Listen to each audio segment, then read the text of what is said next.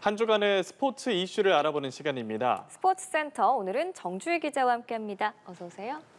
예, 조금 전에 10년 만에 닻을 올린 홍명보호의 첫 명단이 발표가 됐습니다. 어떤 선수가 함께하게 됐습니까? 네, 홍명보 감독이 오늘 오전 11시 축구회관에서 기자회견을 열고 직접 선수 명단을 발표했습니다. 네. 다음 주 목요일 서울 월드컵 경기장에서 열리는 북중미 월드컵 3차 예선 팔레스타인전과 10일 오만 원정에 나설 선수들인데요. 먼저 명단 보시면요. 손흥민, 김민재, 황희찬, 이강인 선수 등 해외파 주축 선수들이 그대로 뽑혔고 손흥민 선수가 홍명보호에서도 주장 완장을 차게 됐습니다. 네. 그리고 손준호, 이승우 선수의 재승선 여부도 관심이었는데 이름을 올리진 못했습니다. 대신 새 얼굴들이 눈에 띄었는데요. 특히 올 시즌 강원의 선두 돌풍을 이끌고 토트넘 이적을 확정한 만 18세 양민혁 선수가 첫 태극마크를 달았습니다.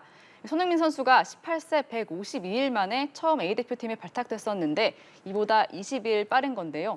홍명보 감독과 코치진은 K리그 경기가 열리는 전국으로 흩어져서 선수들을 검증해왔었는데 지난 18일 강원과 광주 경기를 관람하면서 양민혁 선수를 눈여겨본 홍명보 감독의 설명 직접 들어보시겠습니다. 양민혁 선수는 충분히 지금 대표팀에 들어올 수 있는 그동안의 퍼포먼스를 보여줬다라고 생각이 들고 있습니다. 물론 지금 이 시점이 가장 좋았을 7월의 시기에 비해서는 조금 떨어진 점이 있다라고 생각이 들지만은 그동안 보여줬던 모습들은 충분히 대표팀에 들어올 자격이 전 있다라고 생각이 듭니다. 지금은 그 선수한테 기회를 주는 게 전 맞다라고 생각이 들고요. 네, 이렇게 홍명보의 첫 명단이 발표되면서 북중미 월드컵 여정도 본격적으로 시작이 됐습니다.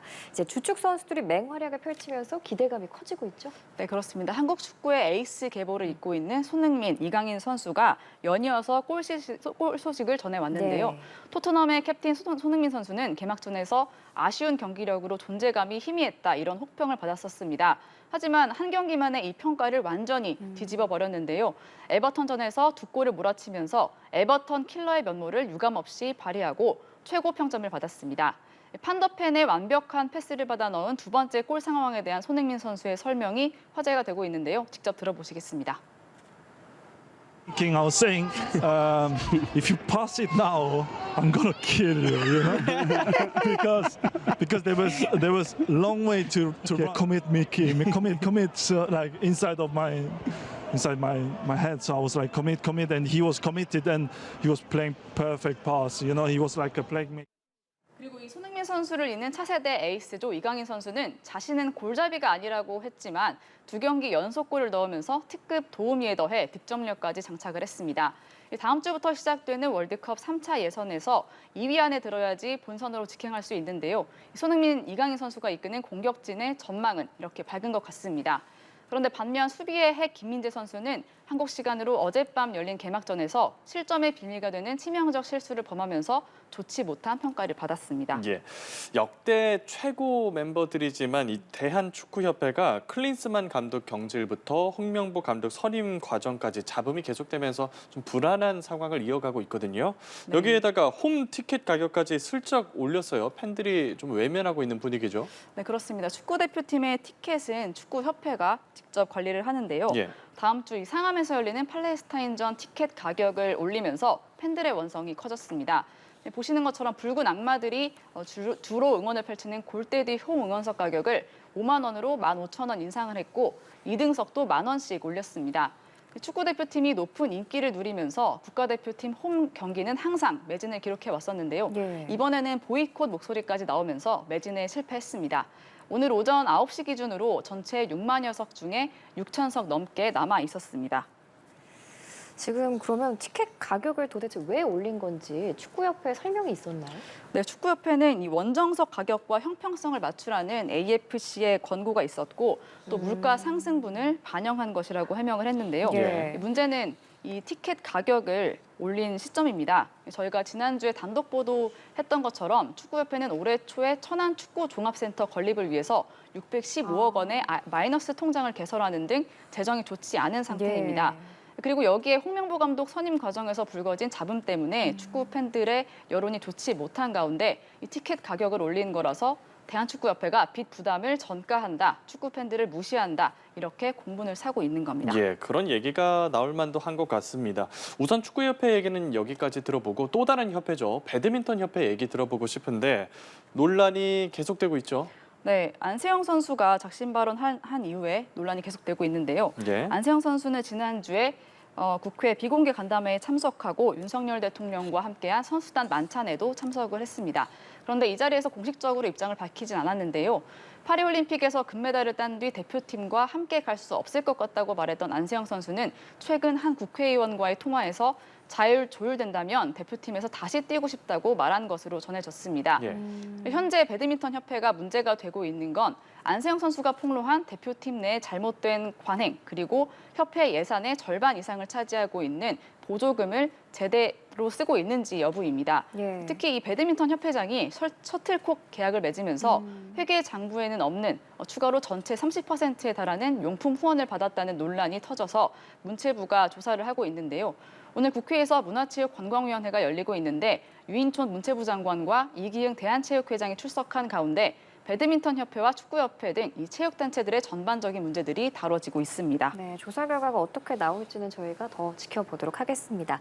한편 1,000만 관중을 눈앞에 두고 있는 프로야구의 인기가 식을 줄을 모르는 것 같습니다. 특히 한화이글스가 5위권을 위협하면서 가을 야구에 재미를 더하고 있는데 한화이글스는 요즘 푸른 한화로 불리고 있죠? 네, 모두가 아시다시피 원래 한화를 상징하는 색깔은 주황색입니다. 예, 맞습니다. 각 구단들은 여름에 맞춰서 특별 유니폼을 출시를 하는데요. 한화는 이번에 푸른색에 주황색 글씨가 써 있는 여름 유니폼을 내놨습니다. 예. 마치 미국 메이저리그 뉴욕 매치를 연상케 하는 유니폼인데요. 그러네요. 한화가 이 유니폼을 입고 높은 승률을 기록하면서 푸른 한화로 불리고 있습니다. 어제 류현진 선수의 괴물 같은 호투를 앞세워서 두산과 주말 3연전을 싹쓸이 했는데요. 무려 19년 만에 싹쓸이 승리였습니다. 이 정도면 푸른색 유니폼을 계속 입어야 할지 고민이 될 것 같은데요. 벌써 관중석에서는 주황색 유니폼만큼 이 푸른색 유니폼을 입은 팬들이 많이 보이고 있습니다.